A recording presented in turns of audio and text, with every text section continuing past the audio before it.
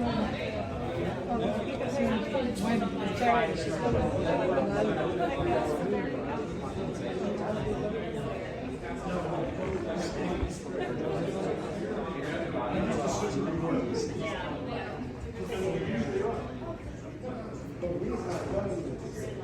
is the first time doing this.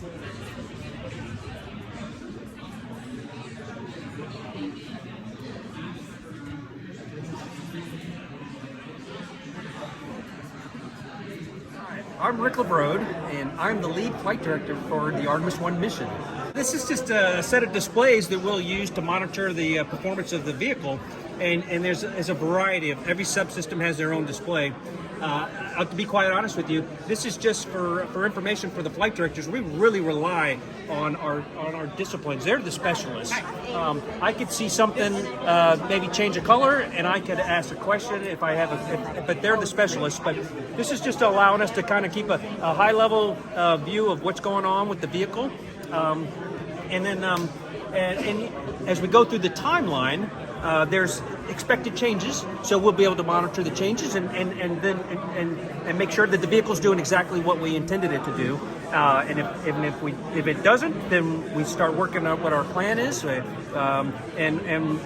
figure out how to get it back on track. So that was very brief, but that's literally what we're doing here. Is we're just kind of keeping an eye on how the vehicle's performing. So when will you guys get your call to stations on launch day? Like, I know with the launch team, they're out there obviously long before, but what about you guys? When does your mission start? Like, when do they start showing up here? So we actually we'll have a team that comes on for pre-launch. It's about, I want to say about, it's right before power up and before they start loading the cryogenics on the day of launch. The ascent team will come on about 6 hours before launch. And there'll be our handover, and then so the ascent team will be on console to basically configure the rocket and Orion for launch.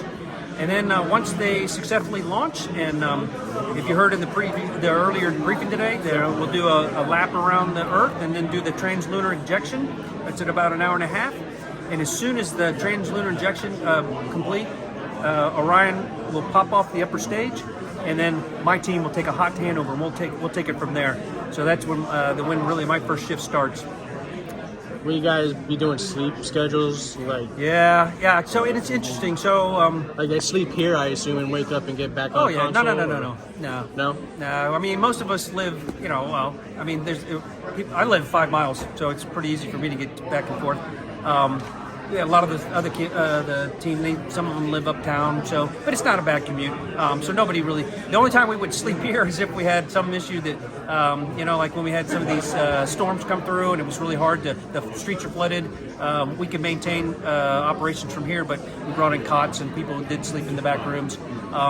So yeah, but the way the shifts work throughout the mission, my team is going to be supporting the major burns. And the major burns could be all hours of the day, really, from down here. So we have to do some sleep shifting, and we'll map that all out on the schedule. I mean, we do that kind of stuff all the time on the International Space Station, so we're well versed in doing that. I actually started in the flight director office right before we started assembly of the International Space Station. I did. Long time. 98. When we started assembling in 2000.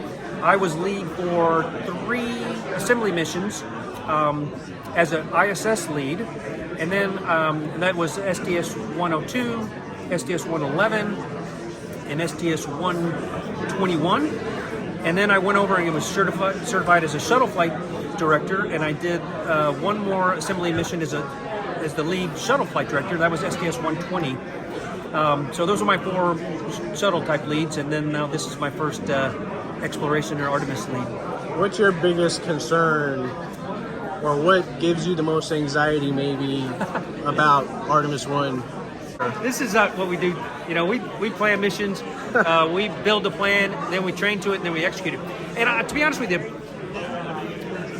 I feel really good about this mission because this team, myself included, have been working this so hard and so long. I mean, I literally was working Orion in 2008 when it was under Constellation, but in earnest working for Artemis-1 after the exploration test flight number 1, which was December 2014, where we put Orion on top of Delta IV Heavy. We just did 2 laps around the Earth, went up to about 31,000 nautical miles, and then came streaming in. Yeah, it was there. 4 hours. Okay, so I worked that, but I wasn't the lead for it. So pretty much after that mission, though, I was always lead on this mission, and so I've been working that since 2014. So we've been working this hard.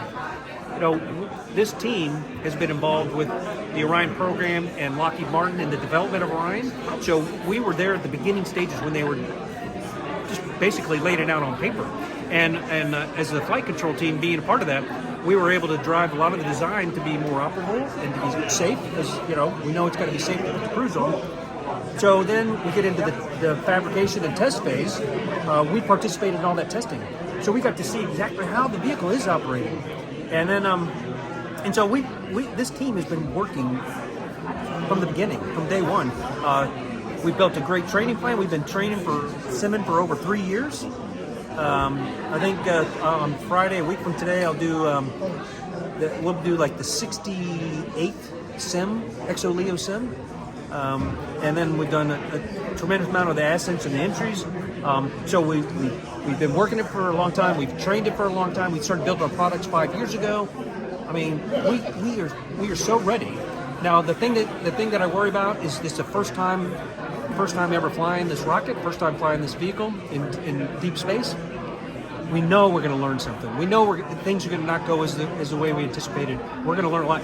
So the fear of the unknown maybe is probably the biggest challenge that I'm more concerned about.